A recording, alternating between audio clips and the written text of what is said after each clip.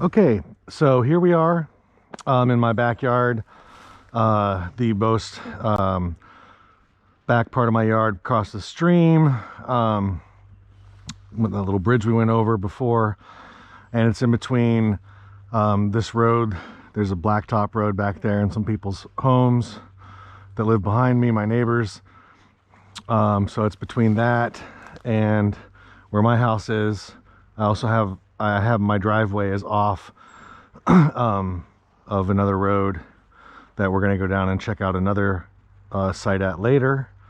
But so I just wanted to talk about what we're going to document basically here. Once we get to our site, we're going to want to look at kind of, what the site is. So my site here has been logged. You can see there's an old growth stump there, and there's some back in the wooded lot over there as well.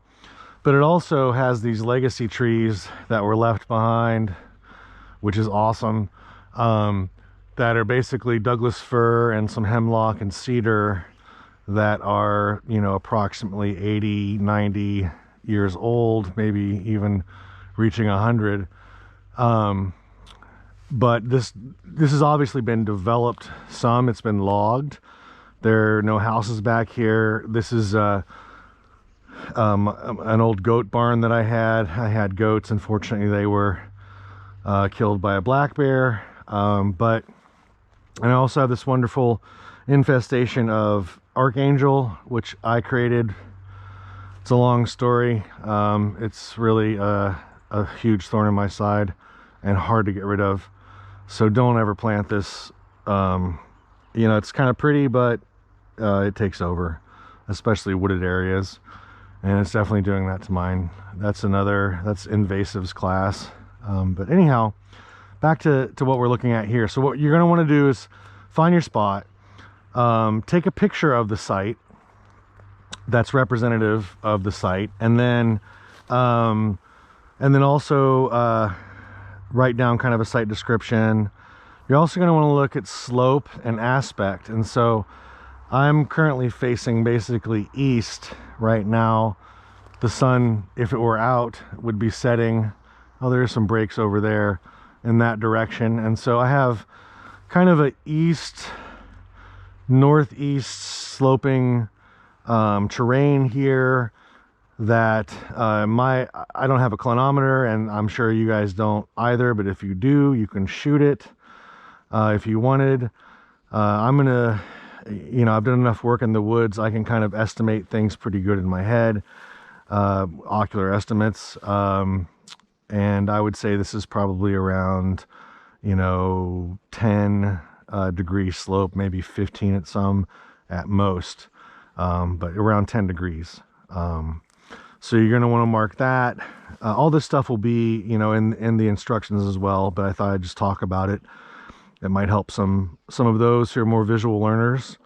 So the other thing you want to talk about is basically kind of what kind of plants are growing around here in your area too.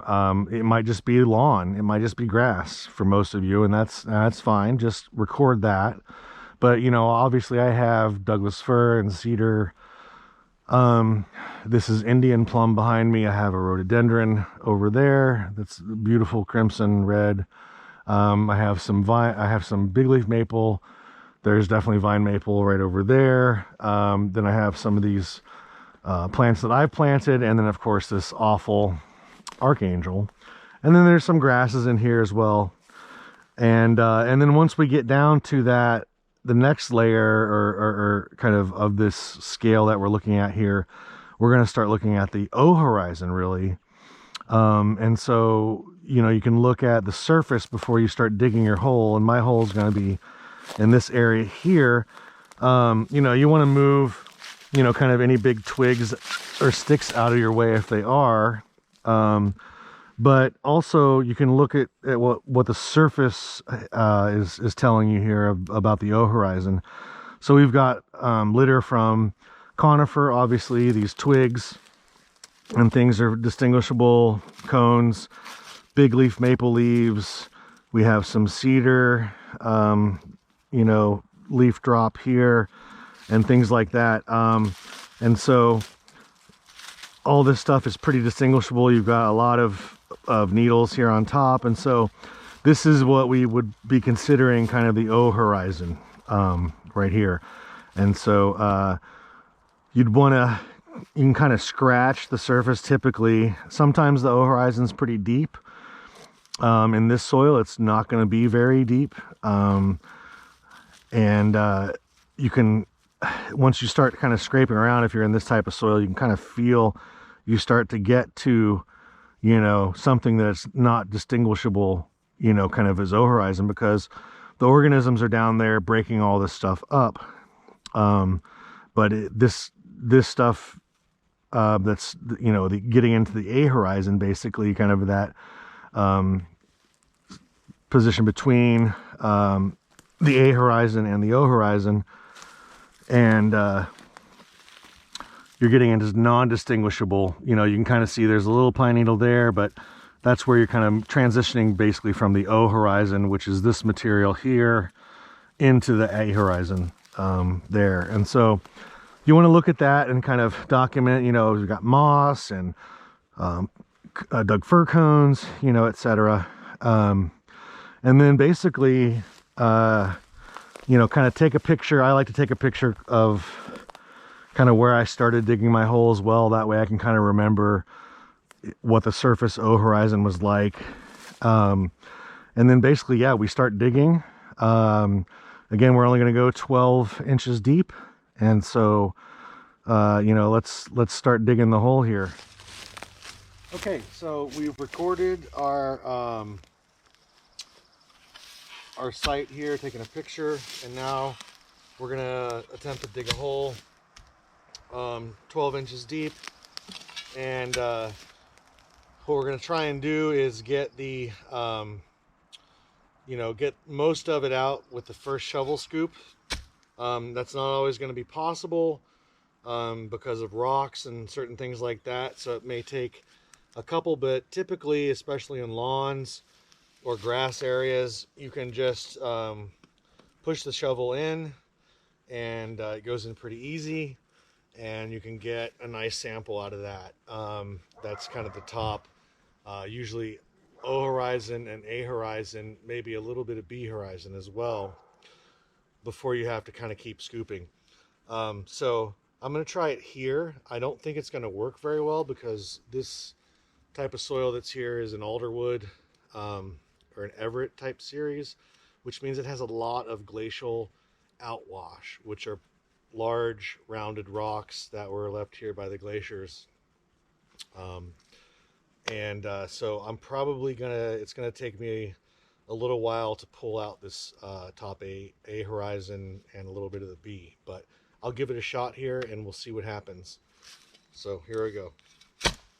And here I'm kind of hitting rock, and my shovel doesn't want to go much more than, you know, 4 inches in or so right there. So over here, I'm going to try again. You can hear it scraping rock.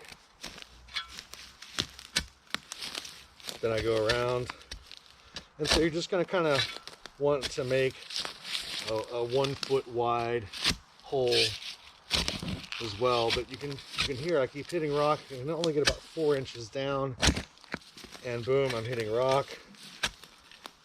I have a lot of the A horizon here, so I'm gonna try and salvage this sample as much as possible. So this is when it's good to pull out your plastic bag, your piece of cardboard, or whatever you have to lay out your sample on. So it's easier to see. Also, make a tarp works. You know, it makes it also easier to, you know, put back into the hole once you've dug it. And then so I'm going to pull this out.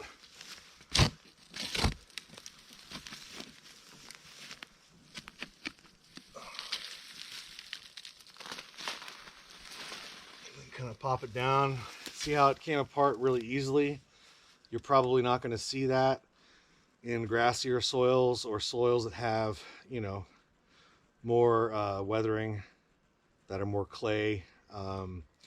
And this soil is so young, it hasn't had a lot of soil development. You can see there's a lot of rocks already in the surface.